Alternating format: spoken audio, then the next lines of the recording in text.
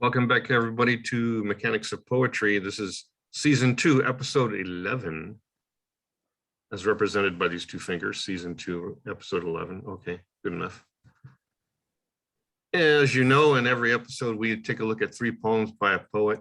I mean, really take a look, and I react to them and let the poet have their say too. And of course, afterwards, you get to find out how you can get your paws on those poems.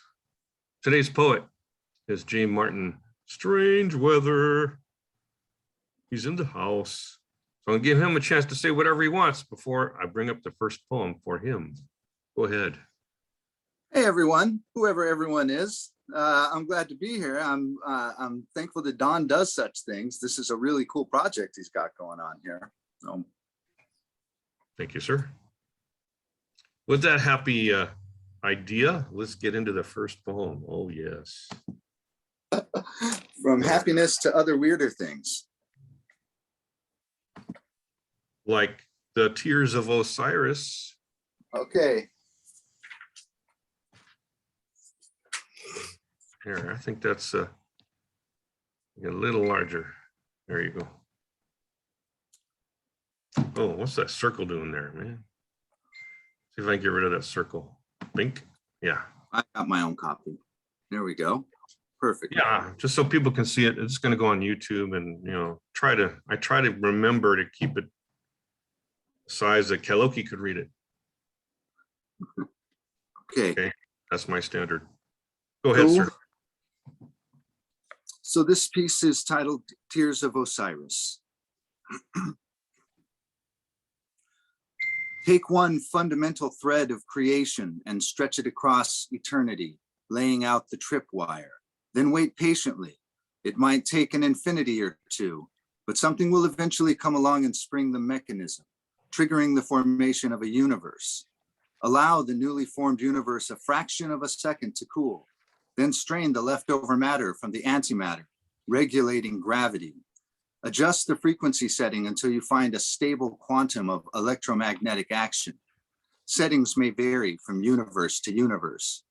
After stabilizing the cosmological substratum, calibrate the energy distribution matrix to E equals mc squared and set the subatomic particles aside for approximately 500 million years, allowing the mixture enough time to congeal into stars and galaxies. Once the first batch of stars begins to go supernova, stir in the remaining elements and let the universe simmer for an additional 10 billion years, occasionally checking for signs of life. Remember, in order to destroy your enemies, you must first create them. When programming rudimentary biological algorithms, it's important not to confuse DNA codes with RNA codes. Also, during the early phase of biosphere construction, be sure not to mistake the greenish-blue algae button for the bluish-green mold button, or the violet wire for the ultraviolet wire. Try not to get your wires crossed in general. The initial development of life requires infernal conditions. You were born from seas of magma and rivers of hellfire, cataclysmic earthquakes, poisonous sulfuric clouds. Once the earliest multicellular life forms take shape, soak the biosphere in primal fear for 2 to 3 billion years. Evolution may vary from biosphere to biosphere. At the first sign of civilization, pour in a liberal dose of greed and sprinkle with shame. Wait approximately 10,000 years for modernity to occur. Then massacre 11 million Native American Indians, exterminate 6 million Jews, execute 2 million Cambodians, butcher 1 million Armenians, slaughter 800,000 Rwandans, eradicate 700,000 Australian Aborigines, and drop 2 atomic bombs that wipe out 200,000 Japanese civilians. Intentionally starve 15 million Hindus, 3 million North Koreans, and 1 million Tibetans. Enslave 3 million Africans in the name of life, liberty, and the pursuit of happiness, knowing full well that all men are created equal. Collect the blood and tears resulting from these atrocities and use the accursed liquid to marinate humanity's collective unconscious for 7 to 10 generations until irreparable psychogenetic damage occurs, transforming every thought, every utterance, and every perception into something monstrous, manufacturing a zombified world of radioactive oceans under X-ray skies. Everything you touch, contaminated with tiny invisible monsters. Increase the level of dishonesty to 1 billion lies per second and check frequently for mass extinction while chanting, the fragrant lotus only grows from the muck of the swamp, and praying for all the sour grapes to rot into heady wine. Thank you. Thank you. Yeah. Hey, I said I wanted a challenge. Now I've got it. But fundamentally, it's a cookbook. It's a recipe for disaster. Oh yeah. No. The recipe for disaster. You know,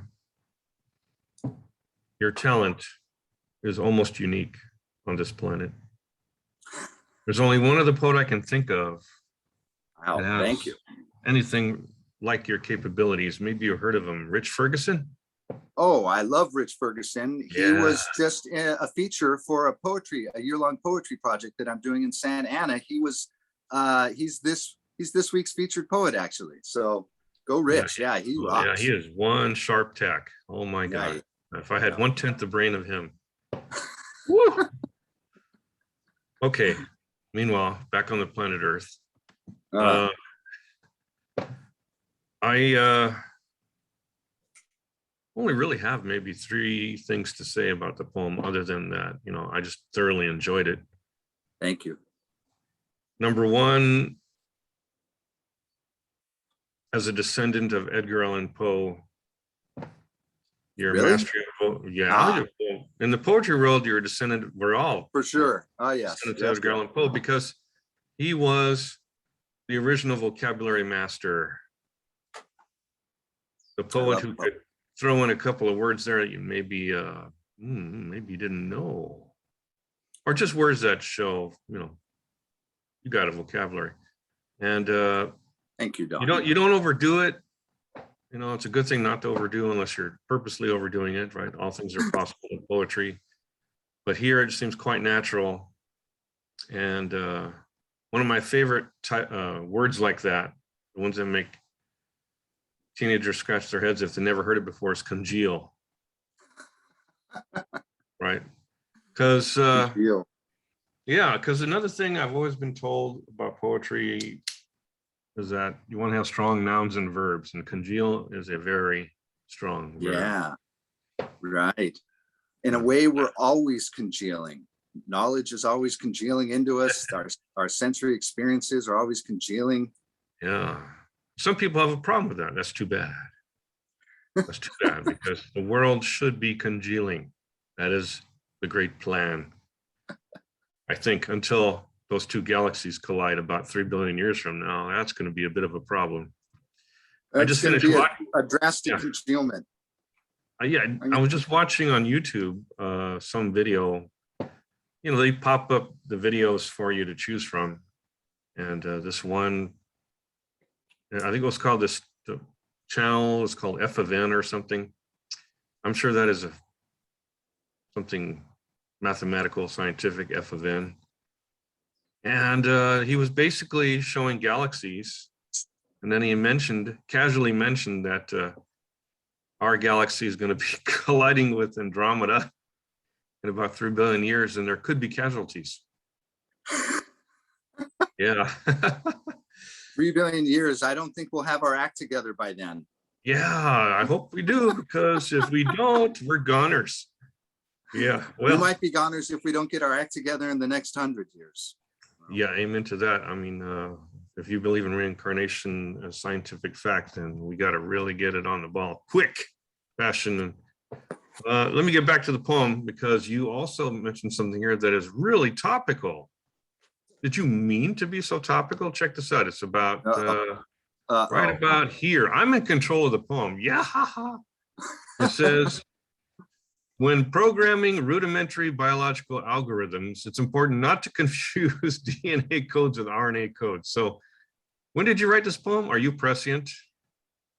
When did I write this poem? I wrote this poem before. I wrote it in before the pandemic. Well, I'm not sure. It didn't. I wasn't referencing anything related to that topic, but, though. Hey, now I'm reading your poem.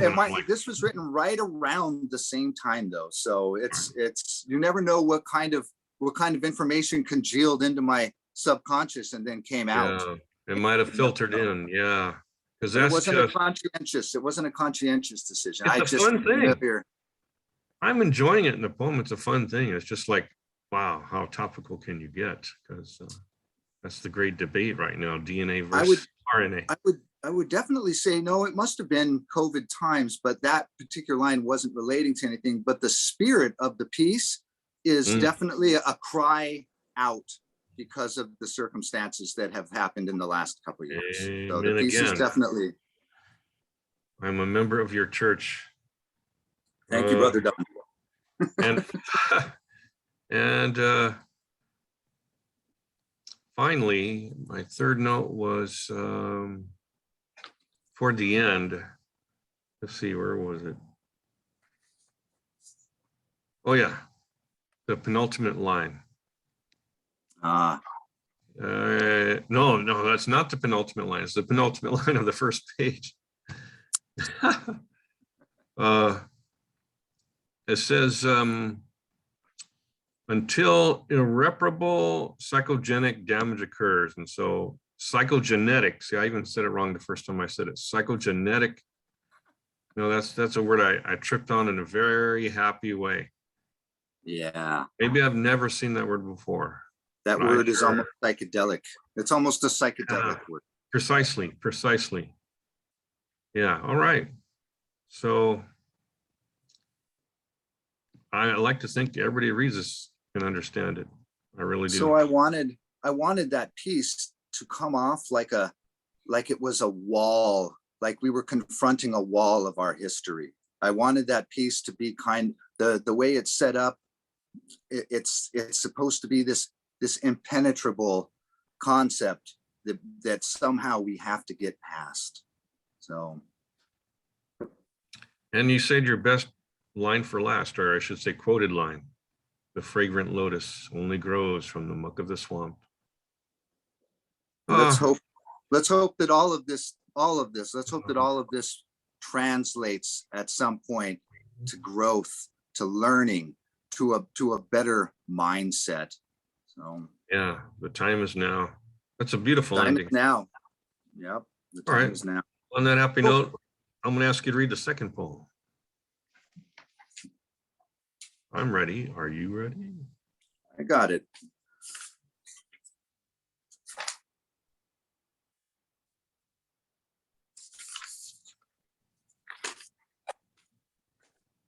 Legacy. Okay. Legacy. The interviewer asked, "What do you want your legacy to be?" "I came from language, and to language I shall return. What more should I possibly expect? What legacy have I inherited from my ancestors? From Homo erectus, I inherited the ability to walk upright. From Homo ergaster, I inherited the knowledge of taming fire. What sort of collective legacy will our current incarnation hand down to future generations?" That was a well-timed train expression. Just whizzed by.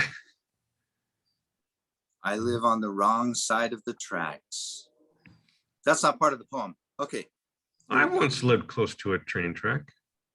I mean, it's like a life-size model that I get to see on a daily basis. Yeah, right? It is a different way of life. It is. All right, where were we? We were inheriting the knowledge of something. From Homo erectus, I inherited the ability to walk upright.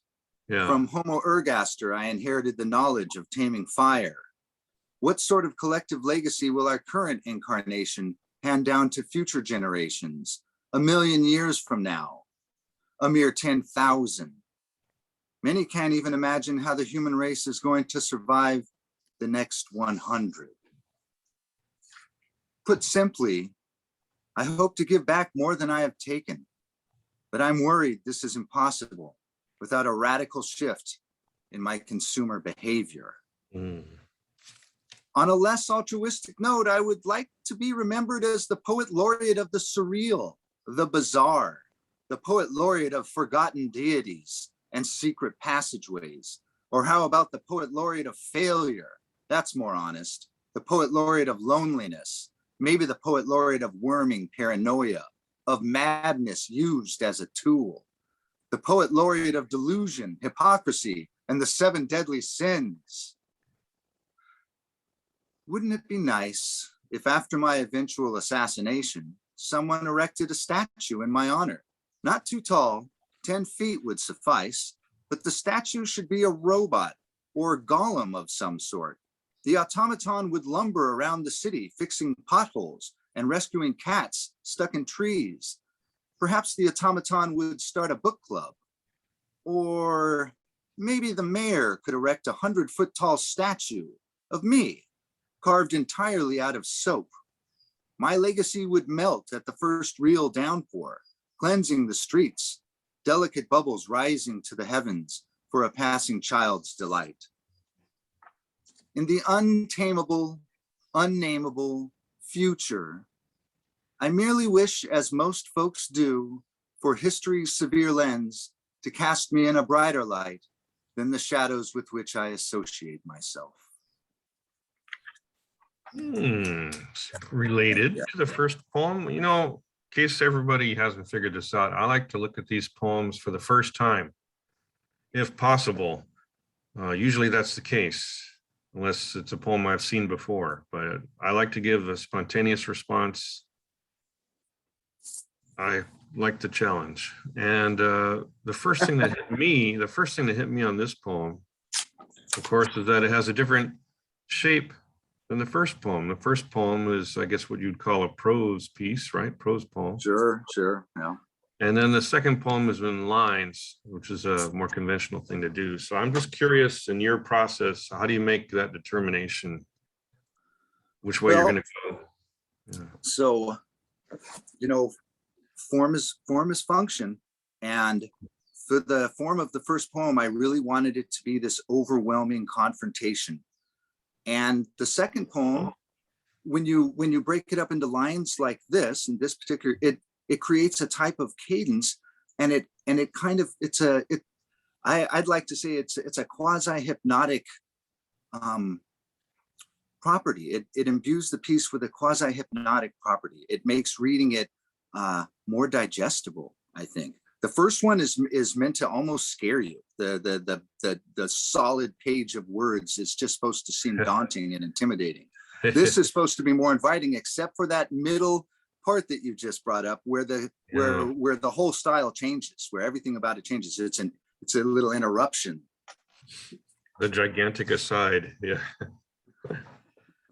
J Martin Strangeweather's next book, The Gigantic Aside. My whole life is a gigantic aside, I think. Oh. So it's a footnote, but the footnote goes on for 200 pages. Yeah. Hey, I'm very happy that you're not at a loss for words. Right there at the get-go, when you said the interviewer asked, what do you want your legacy to be? And you said, I came from language, and to language I shall return. Even that is a notion that takes some reflection when you think about it, because that's kind of making it so that after you die, you still have consciousness, which is the great question, isn't it? For everyone. I mean, after you die, are you switched off like a light, or is there something that goes on? Think of how interconnected our consciousness is to language. Think of how much our consciousness is reliant on language. Utterly dependent. You're right. And the language, it doesn't come from us. It comes through us. It comes to us. And then when we're done trying it out, when we're done using expressions, then we pass it on. Our whole life, it's coming through us, into us and out of us, into other people. The language, to me, the language is a living thing. The language is what's alive, and we partake in it. But originally it wasn't a written thing. right? Where did language You know, begin? Yeah, language begins, I think, the first earliest stages of language comprehension when you're yeah, in the womb and you hear your mother's voice echoing in the womb, right? That's when you first start gaining the propensity toward language. yeah, because But you recognize it, right? So that makes you Socrates was distrustful remember. of the written word, right? Socrates, and of course we only know he was distrustful of the written word. Why? Oh, because Plato wrote it down.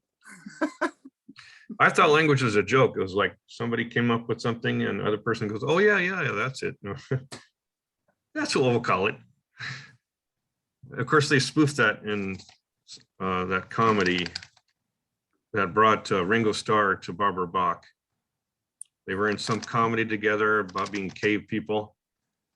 Oh, I think Yeah, it was I can't called remember the name of the movie. Neanderthal or caveman or something like that. Might have been just called cave. I don't know. I don't remember. Maybe BC. Yeah, I know. Yeah. I know the movie you're talking about. Maybe I Yeah. saw it 30 So years ago. It was laughing about the concept of coming up with language. That's why I liked it. There was a brain behind that movie, believe it or not. Okay. Speaking of brains, a little more about this second poem I wrote down here. You had condemnation of yourself and all of us, really, when you get down to it, because you said, where was it? Yeah, Oh, at about the my part consumerist before. behavior. Yeah, that's the one. That's the one. Yeah. I'm worried this is impossible without a radical shift in my consumer behavior. Wow, Right. that damns us all. It really does. I just want to be honest. I'm just trying to, I have, if I'm going to be honest with the world, I got to be honest with myself first. So. Very good point. Very good point. That should be the foundation of every poet. I'm glad I brought that up. I think it is. I think so. It's the good ones. You know, it's impossible to poop constantly. Okay. And a third and last note was, oh yeah, this one really took me by surprise. After the aside, you said, wouldn't it be nice if after my eventual assassination? That made me think 3 times. I'm like, wait a minute, what is he talking about? And then you go on to a really great imaginative streak after that. You want to talk about what that was? What was that? Well, you think you're going to commit suicide by cop? I hope it's nothing like. I think I'm hoping there's no sort of self-fulfilling prophecy. But I will say, the things that I've been working on, they're pretty challenging, and whenever you speak the truth, you make yourself a target. And so I have a lot of truth that I'm going to be telling for the rest of my days. And so that sentence, even though it's sort of meant to be playful, it's also sort of meant to be ominous. And most of the characters in history that I really respect and love, they've had a pretty rough go. They've had a pretty hard time. Assassinated left and right when you think about it. Yeah. Wow. All right. Well, just thoroughly enjoying your imagination. We got time for one more poem, The Hamster Wheel. Oh my. Okay.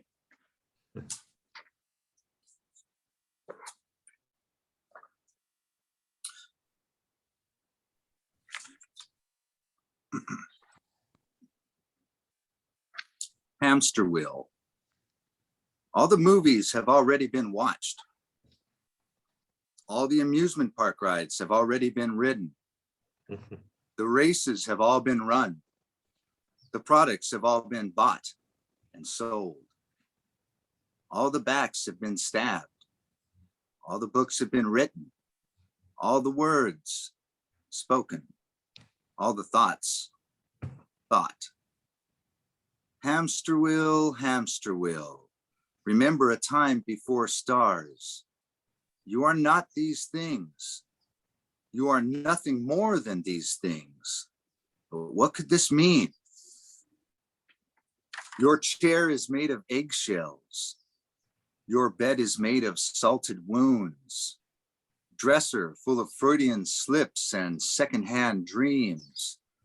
Uniforms fashioned from broken mirrors, none of which reflect you, while the clock whispers lies. All the lives have already been lived.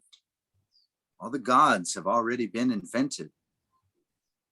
Hamster Wheel galaxy in the fractal linguaverse. Spin me a web to call home. Yeah. Thank you. Oh, your poetry is so good for my brain. So, you know, I try and deal with subjects that other minds would tackle in a more logical manner, maybe through writing an essay or a treatise. And I'm trying to express these intelligent notions, but through a more intuitive pathway, the pathway of intuition. The ancient Greeks used to express all of their deepest notions through poetic forms. And I think that somehow we've dichotomized the two too much. And usually my poems are trying to say very logical, philosophical minded things, but in very artistic and poetic ways. So. And speaking of poetic ways, you know, the thought I had here was I was impressed that all three of these poems are very different in form. Yeah, yeah. I'm always, yeah. I'm an experimenter. I dabble in one form to the next form to the next form, but usually I'm trying to pick up little tricks of the trade so that I like collaging different forms. Yeah. I think I'd like to think also that poets are concerned with that. They don't want to just do it the same way every time, you know. Right. Yeah. And if they're worth their salt, they're reading other poets. So every creator should be studying other creators for sure. Not even studying, just reveling in other creators. Yeah, just drink it in. Yeah. Yeah. Letting other creators congeal into your conscience. We can all congeal. Yeah. Yeah. Well, good. Then the whole idea of this show is a good idea, because I'm going to change the title to The Mechanics of Congealing. That might be too esoteric, but back to the poem. Yeah. So this one is deceptively simple looking. Because it's got that anaphora going on, the repetition. But again, it's like, read carefully, people, read carefully, because there's a lot in every line, you know. Don't gloss this over. And I made a note about a couple lines that really decked me. They were just amazing. And in this little poem, and this one you'll probably guess right away: dresser full of Freudian slips and secondhand dreams. Even the next line: uniforms fashioned from broken mirrors. How does he do this? It's the same thing I think of when I read Rich Ferguson stuff. How does he do this? Wow, what a mind. That's really great. That's really great. It's so I'm also I spent 20 years painting, I'd say fairly surreal images, and a lot of that comes out in my writing.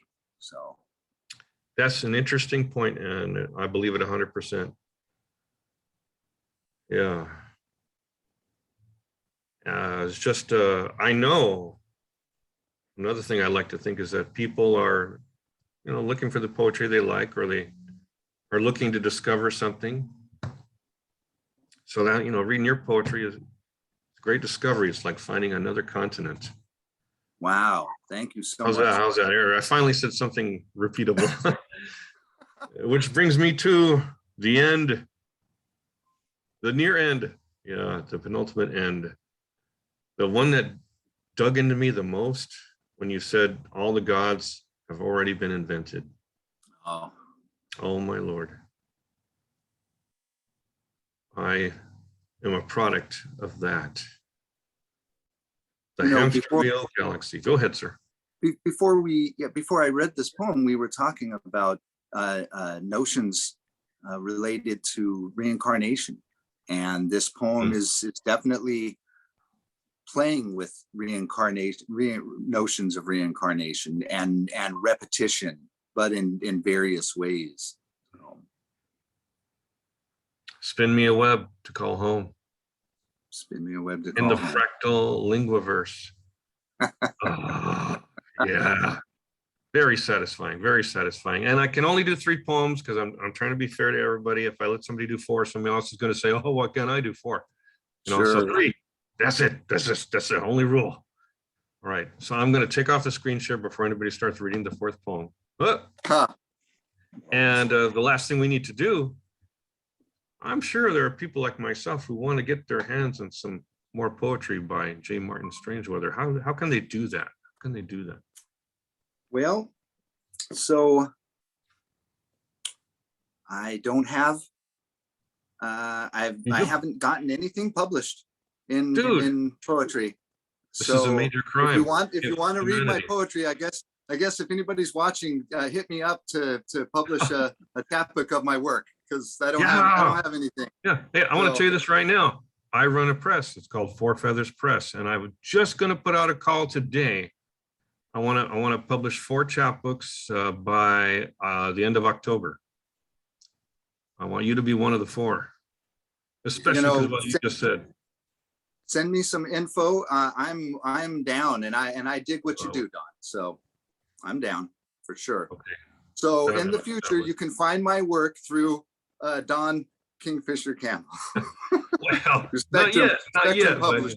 Oh wait, it was called Four Feathers. Well, Four Feathers is the chapbook. I mean, Spectrum is a little harder to get into in the sense that only once a year do we publish a book. It's related to the San Gabriel Valley Poetry Festival. It's the contest winner. Okay. So there's only one. I'm a little disappointed by that, but I have to figure out how to do that differently. But at least that comes out really well. I mean, it's a great book, and people, get jazzed. It's a great contest. But I think because of that, maybe I came up with the Four Feathers Press thing, because I was making chapbooks anyway. And I just wanted another avenue for people, because I could create that road, So we are going to manifest this J Martin Strangeweather chapbook, which is going to be called the something aside. The Great Concealment. Yeah. Okay. Well, thank you so much. It's been a wonderful episode. Thank you, I hope Don. you get seen by as many people as possible. I'm going to make that happen by stopping this recording and uploading this baby to YouTube. Ciao.